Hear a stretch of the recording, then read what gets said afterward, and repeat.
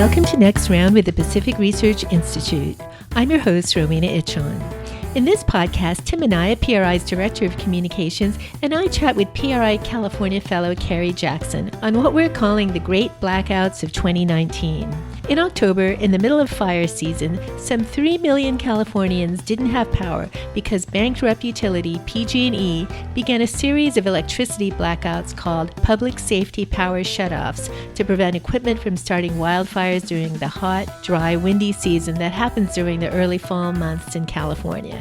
Kerry Jackson wrote a PRI Capital Ideas brief reviewing the history of California's utility problems, the state's system for delivering power, and examining the policy decisions that have contributed to the ongoing wildfire disaster. Tim and I chat with Kerry on the highlights of this brief. Thanks for joining us for this important issue.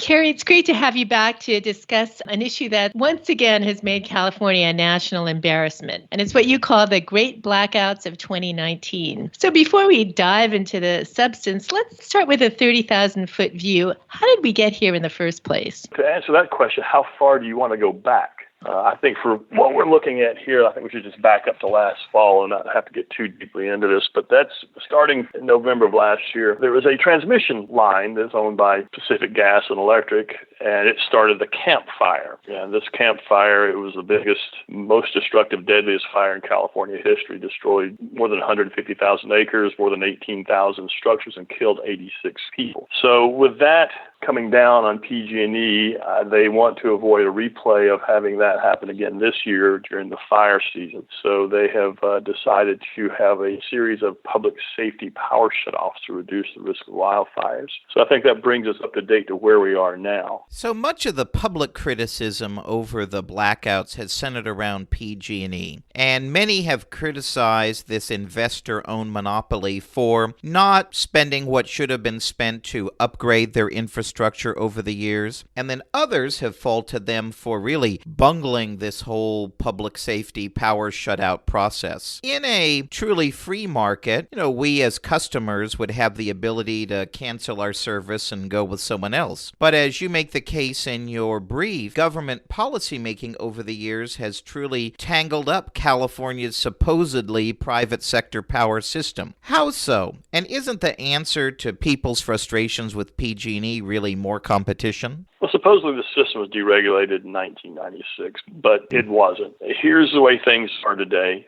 PG&E, Southern California Edison, and San Diego Gas and Electric are investor-owned utilities. These are the three big ones that really supply or provide most electricity in the state. They've been granted government franchise monopolies or government-protected monopolies.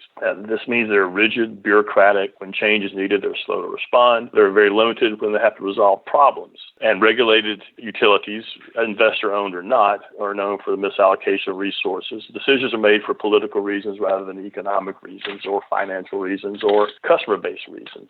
So rather than spend on items that would protect against wildfires, which utilities have been known to start, they get spent on other things. And one example of this is the renewables, the transition to renewable energies in this state. And if this were a free market operation or free market system, they wouldn't be regulated in where they could spend or allocate their resources. They wouldn't be directed by the government, put it that way. And I think the incentives by free market utilities would be one of the things they would be motivated to do is not to have create wildfires that are killing people and destroying huge tracts of land and structures. The answer to people's frustrations with PG&E is more competition, and not only just with PG&E, but with the other utilities.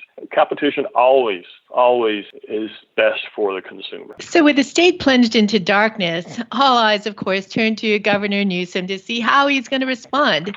You write in your brief that blackouts can be politically perilous for California governors, reminding us what happened to Governor Gray Davis, who was recalled over his handling of the 2001 blackouts. So what grade do you give Governor Newsom so far? Do you think that he's on thin ice politically after nearly 3 million people sat in the dark for multiple days? And how do you assess what he has talked about doing going forward? I wouldn't give him worse than a B. Realistically, what could he have done differently since he's only been in office for less than a year, months actually. actually. So what could he have done differently that would have saved us from the blackouts and saved us from wildfires? It's possible he's going to take the blame, though. He's going to get it between the eyes. I've already myself seen near where I live one person who has, maybe it's more than one person, but they've been there for days, a canopy set up on a very busy street, Pacific Coast Highway in El Segundo, with a sign. Essentially, it's almost like a booth, you would call it, that says, "Recall Newsom." The things he suggested, I don't see him solving this problem alone. He's one man, and I'm not even sure he has the right ideas to solve things. So let's dive into some of these recent state public policy mistakes. You write about the ongoing bankruptcy issues that PG&E has faced after they were found liable for starting some of those recent massive wildfires that you talked about. To keep them afloat, state lawmakers stepped up and effectively bailed them out. So describe this deal, and in your view, is it a good thing for taxpayers? And how will PG&E's ongoing bankruptcy issues affect efforts to prevent future wildfires and blackouts? Well, what you're talking about is a $21 billion wildfire fund that's been passed by the legislature, signed by the governor. And it's intended, according to reports, to stabilize the largest utilities while they are going through these difficult times, particularly PG&E, I guess you'd have to say, since right now they're having the biggest issues of the three. It's been said, one of the supporters of the bill said this is not a utility bailout, it's a ratepayer bailout. But I don't think a lot of people see it that way. I certainly don't. And when you have bailouts, you bail out a private company, you bail out an investor-owned, highly regulated utility, whatever it is, I think you create a moral hazard in which risky behavior is encouraged rather than discouraged. And this happens because decision makers are protected from the risk because they know somebody's going to come to the rescue. As long as they keep getting bailed out or there's a possibility of a bailout ahead of them, I don't think anything changes, bankruptcy or not. I don't think that's going to have any effect on their behavior. I think they can continue to go to lawmakers when things get tough, and lawmakers will come through for them. How utilities and government manage California's forests is another very controversial issue. For example, you challenge the thinking of PG&E executives and some politicians who argue that the blackouts and wildfires are the result of global warming. You make the case in your brief that the state's forest policies are politically driven and that they restrict the proper management of tree-laden communities across the state. Can you expand on this? I think people would be surprised that sometimes the utilities have to ask permission from regulators and how much trimming they can do around their transmission lines. That it seems like they should be able to go in and they would have an idea of what they need to do to keep their transmission lines from setting brush and dead wood afire, but they have to go in there and get the bureaucracy to say, hey, yeah, okay, you can do that or not. I believe the Wall Street Journal reported that PG&E one time had asked if the regulators, if they could spend $5 billion over a 4 or 5 year period to reduce fires by accelerating plans, and these are things that they wanted to spend on: insulate wires, replace power poles and towers, and install safer equipment and cut down trees. If you have to go in and go through the bureaucratic process of asking for permission of these things, they're not going to happen very quickly and may not happen at all. I find that to be a very backward way to go about things. We also have a clean energy mandate, and this comes from a fear of global warming. So this also contributes to the issues of, again, misallocation of funds. They've gone all in on renewable energy and the cost of that. And if you're going to spend there, then you have less resources elsewhere. And apparently a lot of the times the fire prevention projects are just getting passed over. Several measures have been proposed by Governor Newsom and lawmakers in the immediate aftermath of the blackouts. Let's go through a few of them and get your thoughts. First, one state senator has proposed regulating the public safety power shutoffs in the future. What do you think of this idea? Is this a good way to go, or would it just complicate matters in the future? Well, we've had shutoffs, and that's been the big issue, the blackouts along with the fires. But even with the shutoffs, we still had fires. So I'm not sure that that's going to be the way to go. But I think if you're telling them they can't shut off certain sections of their power, if they can't cause blackouts, and nobody likes the blackouts, there are dangers of that. You're only solving one part of the problem, and that's the blackouts. You're not solving the problem of transmission lines starting fires. It only addresses one part of that equation. So I don't think it's necessarily a good idea, and it seems like it could complicate matters. Another proposal by two Republican state lawmakers would pause the state's costly green energy mandate mandates, which we have written about extensively at PRI, to free up resources for PG&E to upgrade infrastructure and take out vegetation that could fuel future fires. This seems to be a common sense idea. What do you think are the chances of something like this passing? Well, because it's a common sense idea, it seems like it's just not going to work in California at this time. I wish it would, but I think the legislature is too often playing to its constituencies. They're playing to each other, the legislators, the resistance or a California utopia. I don't think they're going to want to back down on anything they have pushed forward, the dominant party up there. So I don't see, while I see these two particular proposals as positives, I don't see them as politically workable, not in the current political climate in the state. There's been a lot of talk in recent days about PG&E and other utilities moving their transmission lines underground across the state, especially in these areas that are prone for wildfires. But this would also be prohibitively expensive. So what do you think? Is this a realistic proposal, and how would we ever pay for it if we go down this path? PG&E alone has 81,000 miles of overhead lines that would have to be buried, and that would cost, somebody's done the math on that, and they figure it costs about $243 billion.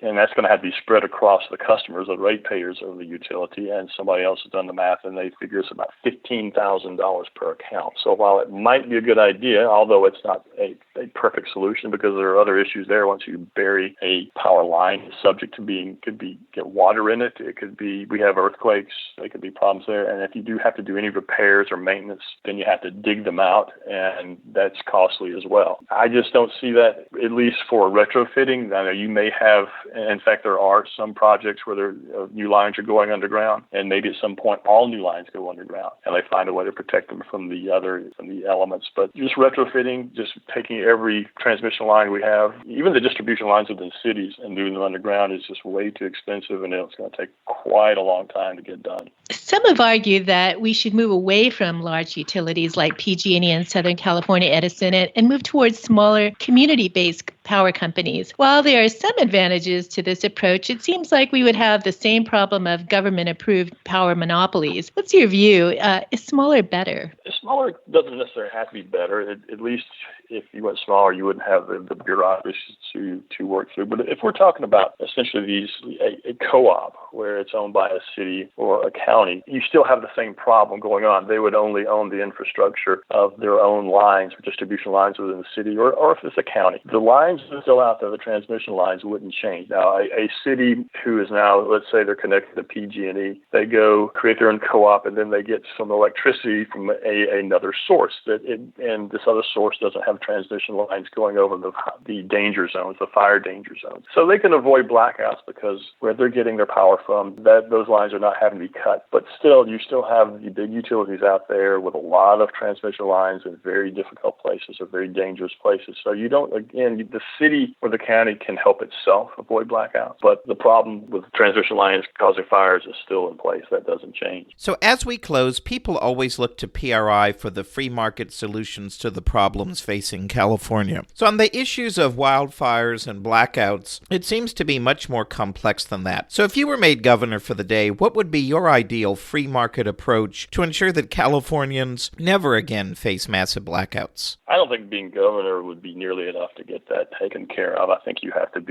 become God. But if I had the power to make changes, I would deregulate in a real way, not in a way that was done. I don't even say it's a half measure. It was a restructuring, people have called it, rather than a deregulation in 1996. But I think you'd have to let the market take over. And market tends to regulate itself in every way possible. And it acts generally faster, certainly faster than bureaucracy. So if I had the power to do that, I would make sure that transition eventually occurs. Now, it's a very difficult one. The way it's not like you're selling electricity across infrastructure. And it's not like selling cars. It's not like selling candy bars, things like that. So the transition would not be easy. But I think that's really the only option, the only way to go. Otherwise, things just can continue the same. Nothing's going to change. Thanks so much, Kerry. Thank you. Special thanks to our guests, Kerry Jackson and to Tim Anaya. If you like this episode, please tell your friends and subscribe to PRI's podcast at iTunes, Google Play, Stitcher, or TuneIn. And please do us a favor and give us 5 stars. You can also listen to our podcast on PRI's YouTube page, youtube.com/Pacific Research 1. That's the number 1. Thanks for listening. I'm Rowena Ichon. We hope you'll come back again for next round with PRI.